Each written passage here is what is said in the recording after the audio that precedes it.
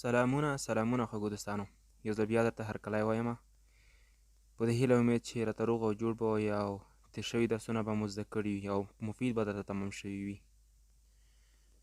راځو دوستانو، نن په انګلیسي ژبه باندې لږ غوندې محاوره کوو.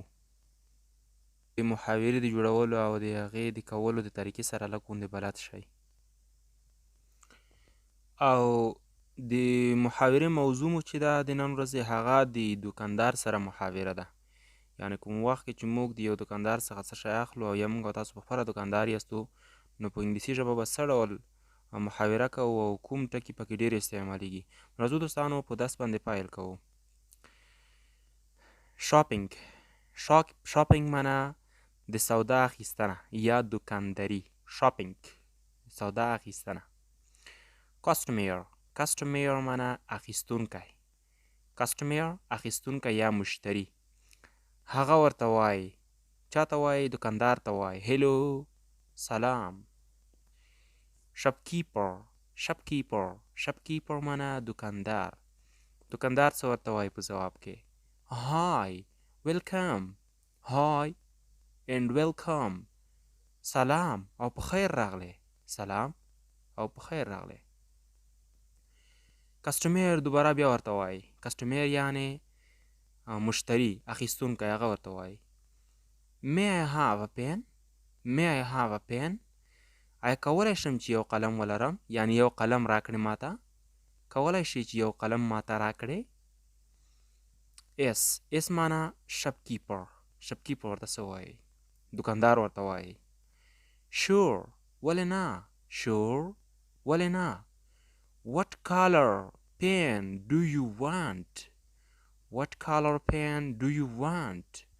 کوم رنګ قلم غواړې؟ What color کوم رنګ pen قلم do you want ته غواړې؟ معنا کسټمر اخیستونکی ورته وایي. A white one هغه سپین یو. شپکیپر دوکاندار بیا ورته وایي. Ticket please مهرباني وکړه در واخله. کسټمر اخیستونکی بیا څه ورته وایي؟ How much is this دا په څو دی؟ دا په څو دی؟ شپکیپر ورته وایي.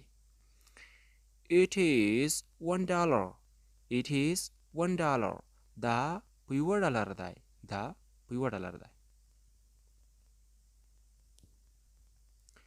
دوستانو یو ځل بیا له سره غور ورته کوئ. دا ځل یې فقط په انګلیسي درته وایم، انشاءالله پښتو بعضاً چې دومره مشکله نه وي، خو دا پښتو معنا به ورسره وکړو. شاپینګ سودا اخیستنه. کاسټمر اخیستونکی ورته وایي. هلو سلام. شپکیپر دوکاندار ورته وایي. هاي سلام ویلکم په خیر راغلی. کسټمر اخیستونکی بیا څه ورته وایي؟ May I have a pen آیا یو قلم لرلی شم؟ یو قلم راکولی شي؟ شپکیپر ورته وایي. Sure مطمئن اوسه. ولې نه؟ What color pen do you want کوم رنګ قلم غواړې؟ کوم رنګ قلم غواړې؟ کسټمر ورته وایي. A white one هغه سپین یو. شپکیپر بیا ورته وایي. Ticket please در واخله مهرباني وکړه. کسټمر یو ځل بیا ورته وایي. How much is this دا په څو دی؟ شپکیپر ورته وایي. It is $1 دا په $1 دی. دوستانو درس په همدغه ځای بس دی، نورې نه اوږدوو، بیا درته مشکلیږي. تاسو داسې وکړئ چې دا محاوره خپله کتابچو ته کاپي کړئ او هلته ورباندې وغږیږئ، او په کوم ځایونو کې چې نور لغتونه تاسو ور اچولی شئ هلته نور لغتونه هم ور اضافه کړئ، تر څو تاسو لا پرمختګ وکړئ په انګلیسي ژبه کې. که مو ویډیو خوښه شوې وي دوستانو، نو زموږ ویډیو در سره لایک کړئ او ULD ټیچر یوټیوب چینل در سره سبسکرایب کړئ، تر څو کوم وخت چې موږ یوه نوې ویډیو اپلوډ کوو هغه تاسو ته بغیر له سرچ څخه در رسیږي او له درس څخه به انشاءالله تاسو نه محرومیږئ.